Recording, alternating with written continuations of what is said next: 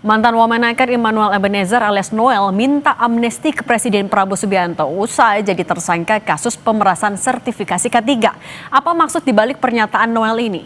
Untuk membahasnya sudah hadir di studio Direktur Eksekutif Lingkar Madani, Ray Rangkuti. Bung Ray, selamat petang. Petang. Ada juga melalui Zoom ada Wakil Ketua Umum Projo Freddy Damanik. Bung Freddy, selamat petang. Selamat petang, Mbak. Oke, Bung Freddy, saya mau ke Anda dulu. Bung Freddy, sebenarnya kalau kan Noel minta amnesti ke Presiden Prabowo Subianto. Kalau menurut Anda, sebenarnya bagian dari kasus ini tuh bagian yang mana yang menurut Anda sampai bisa memenuhi syarat seorang Noel harus dipertimbangkan dapat amnesti dari seorang presiden? Ya, saya terus terang termasuk orang yang tidak sepakat bahwa amnesti diberikan kepada perkara tindak pidana korupsi. Ya, termasuk kepada sahabat saya Noel ini, karena memang ini ya kalau diberikan kepada pelaku tindak pidana korupsi, ya ini banyak tatanan yang dirusak, efektivitas penegakan hukum dirusak. Ya, ini kan kalau memberikan amnesti berarti mengabaikan proses yang sudah berjalan nanti seandainya diberikan amnesti, misalnya kan sudah dilakukan investigasi, penyidikan, kemudian proses pengadilan, putusan, ini kan diabaikan semua dengan dikeluarkannya amnesti. Kemudian juga ini akan mencederai keadilan masyarakat, apalagi misalnya contoh kasus Noel ini kan berhubungan sama pelayanan publik ya, pelayanan publik ya, jadi merusak pelayanan publik khususnya untuk perusahaan, untuk karyawan-karyawan, ini sangat mencederai masyarakat. Kemudian juga bisa merusak integritas negara dalam hal pemberantasan korupsi. Banyak yang dirusak di sini, indeks pemberantasan korupsi, masyarakat tidak akan mempercayai negara, pemerintah, ya ujung-ujungnya investasi negara asing nggak masuk. Jadi berarti kalau saya termasuk orang yang tidak sepakat. Berarti kalau kemarin Ya, Bung Noel sampai minta amnesti itu ya dia bentuk yakin aja bisa dikasih, percaya diri presiden akan mempertimbangkan, putus asa atau apa?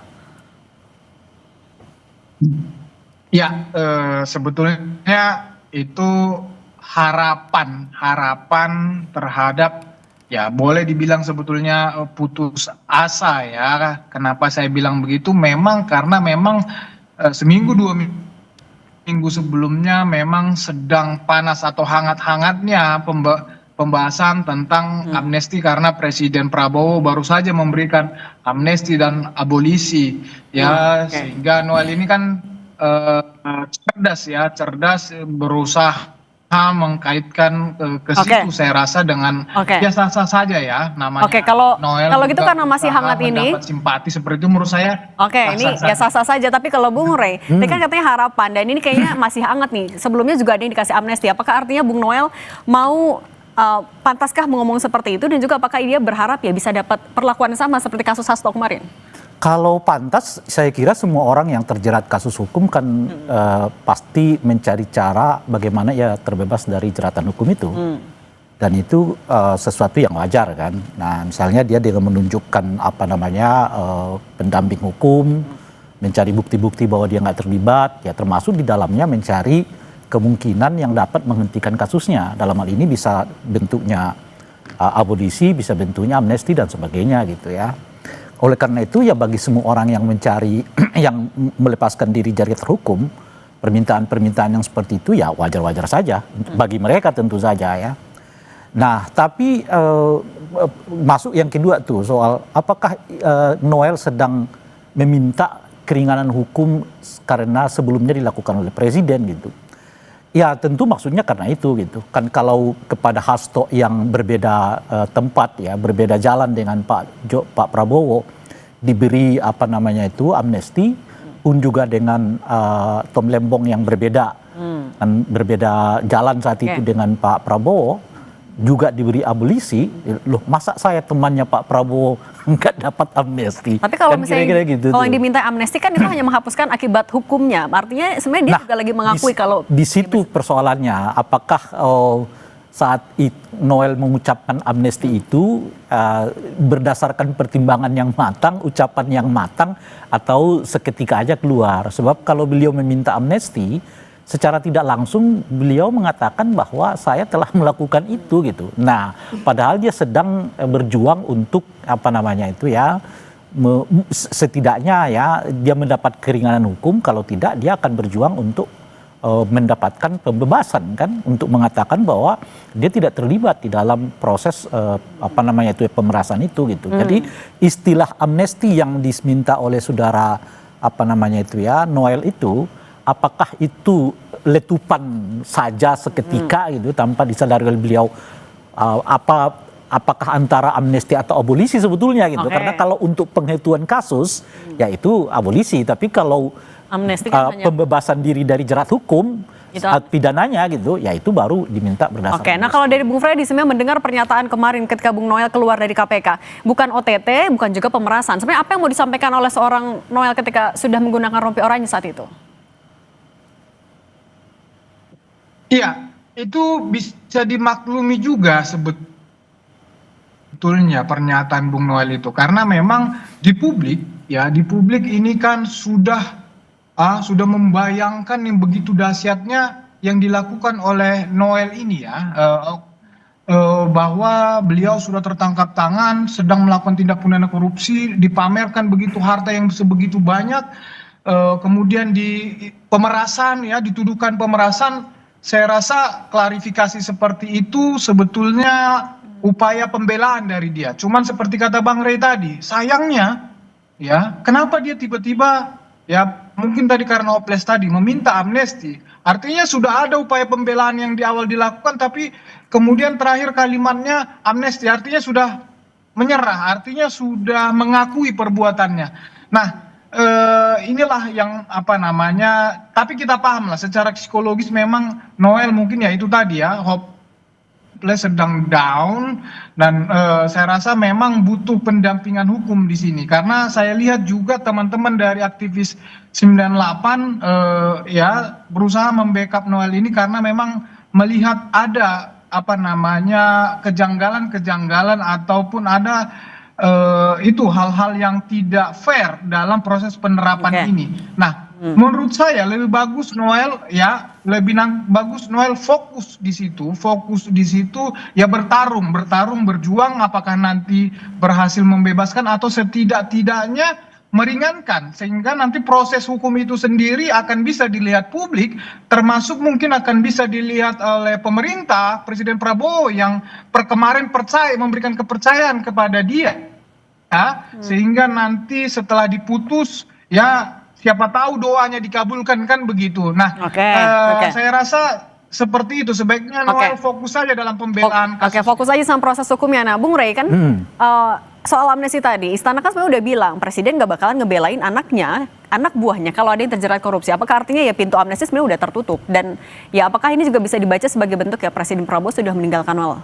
Nah jadi kalau dari pihak Pak Prabowo, saya kira memang agak sulit memberikan amnesti karena proses hukumnya belum jalan nih. Ya kan, amnesti itu diberikan kalau ada ketetapan hukum kan.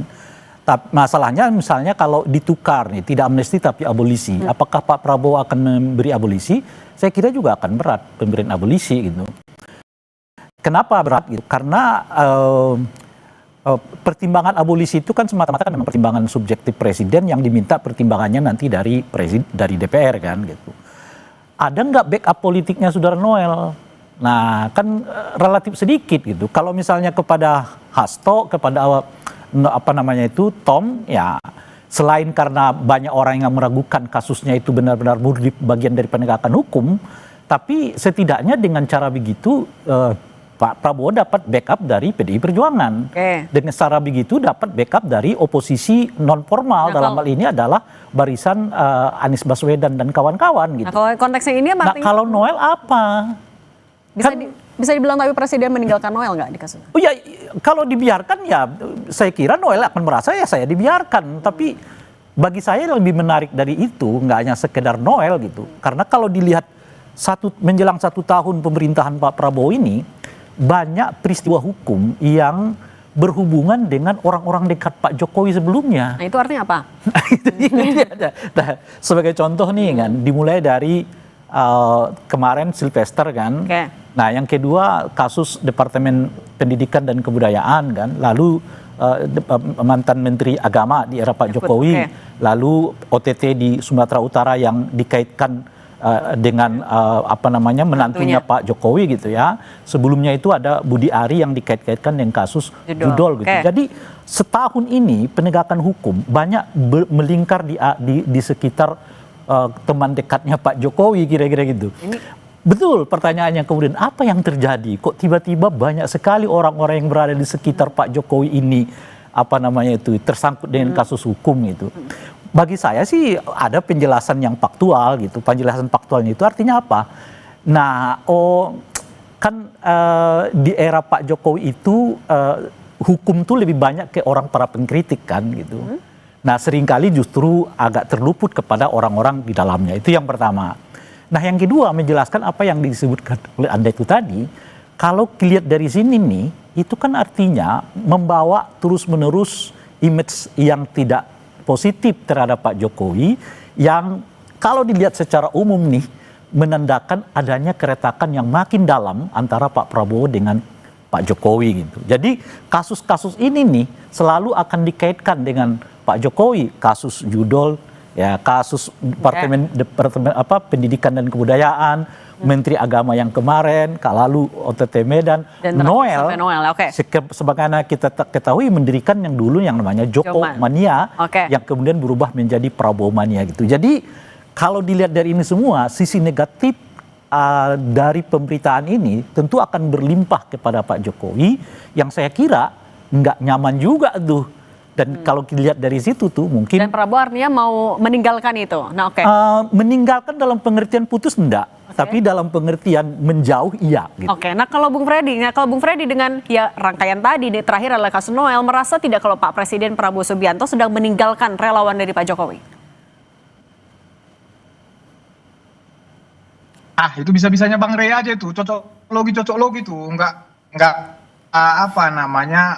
argumennya nggak masuk lah. Tadi kasus-kasus di zaman itu terjadi zaman Pak Jokowi misalnya khusus kepada orang-orang yang kritis, enggak lah. Tadi contohkan Sylvester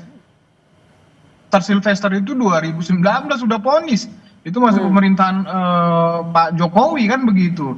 Kemudian kasus Medan memang tertangkap tangan. Jadi apa hubungannya kan begitu. Kemudian kasus ya Mendikbud ya, Menteri Pendidikan Nadiem lah. Kalau memang ada korupsi gitu loh. Ya memang itu faktanya pemerintahan Pak Jokowi. Artinya kasus Noel ini juga tidak berarti istana meninggalkan teman-teman relawan. Jadi saya melihatnya bukan itu. Saya kalau konteks itu saya sepakat dengan Bang Rey ya, bahwa ada hal yang lebih besar di situ, yaitu ya bahwa kepercayaan terhadap penegakan hukum ya itu harus terus dibangun, harus terus diberikan ya. Kalau belum apa-apa misalnya kita sudah bicara tentang amnesti atau abolisi ya, bisa rusak ini kepercayaan masyarakat kepada pemerintah, kepada pemerintahan Prabowo ya. Indeks korupsi kita akan terus naik. Nah, nanti investasi itu yang justru harus melihatnya seperti itu. Jadi bukan berarti Pak Prabowo meninggalkan Pak Jokowi atau relawannya Pak Jokowi.